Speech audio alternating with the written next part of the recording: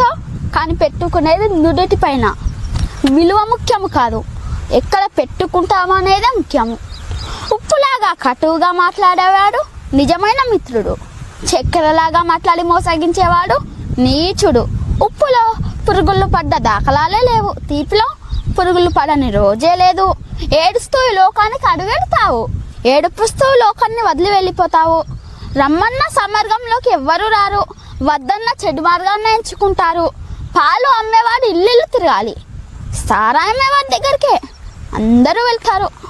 పాలల్లో నీళ్లు కలిపినావా అని అడుగుతారు, ఖరీదైన సారాయిలో నీళ్లు కలుపుకొని తాతారు. పెళ్ళి ఊరేగింపులో బంధుమిత్రుల ముందు వడ్డు వెనకాల, శవయాత్రలో శవము ముందు బంధుమిత్రులు వెనకాల. శవాన్ని ముట్టినందుకు స్నానం చేస్తారు, మూగజీవులను చంపి పూజిస్తారు. కొవ్వొత్తుని వెలిగించి చనిపోయిన వారిని గుర్తు చేసుకుంటారు. కొవ్వొత్తుని ఆర్పి జన్మదినాన్ని ఆచరిస్తారు. హే మానవ, పుట్టినప్పుడు జాతకము, మధ్యలో నాటకము, చావగానే సూతకము, అయినా గదు జనుల మధ్య కౌతకము. కష్టం వస్తే భగవంతుణ్ణి కొలుస్తారు, ఆయనకు రాబోయే కష్టాన్ని ఆపడు. నిత్యం స్మరిస్తే కొండంత కష్టాన్ని గోరంత చేసి సులువుగా దాటి శక్తి నీకు ఇస్తాడు. నిన్ను కష్టాలు కృంభవృష్టిలో ముంచేస్తే నీకు గొడుగు పెట్టి కాపాడుతాడు, గుర్తుంచుకో. కొబ్బరి చెట్టు పెరిగే కొద్దీ పాత మట్టలు రాలిపోతాయి, జ్ఞానం కదిలే కొద్దీ తమ బల భేదాలు తొలగిపోతాయి.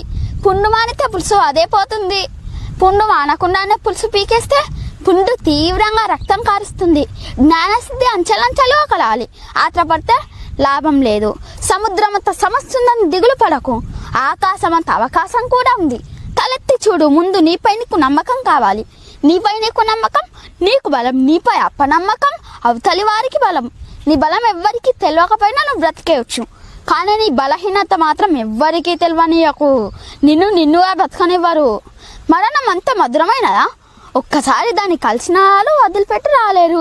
ప్రకృతికి కూడా అదంతా ఇంత పక్షపాతం. ప్రాణం పోయిన జీవులని నీళ్ళలో తేలుస్తుంది, అదే ప్రాణం ఉన్న జీవులని నీళ్ళలో ముంచుతుంది. నీ పరిసరాలు ఎంత శుభ్రంగా ఉంచినా నీకు అనారోగ్యం రావచ్చు. బుద్ధి అనే ఆసుపత్రులు, ఆలోచనలు అనే వైద్యుడు నీ రోగాలను తగ్గించగలడు. వాటిని ఆరోగ్యంగా ఉంచుకో. నీ వెంట నీ ఇంటిని ఒంటిని రోజు కడుగుతావు, నీ వెంట వచ్చే మనిషిని ఎప్పుడు కడుగుతావు. నిజాయితీ పరులు సింహం లాంటి వారు. సింహం కూర్చోడానికి సింహాసనం ఎందుకు? అది ఎక్కడ కూర్చుంటే అదే సింహాసనం. నిజమైన నిజాయితీ పరులకి గుంపు అక్కర్లేదు. Download Moj.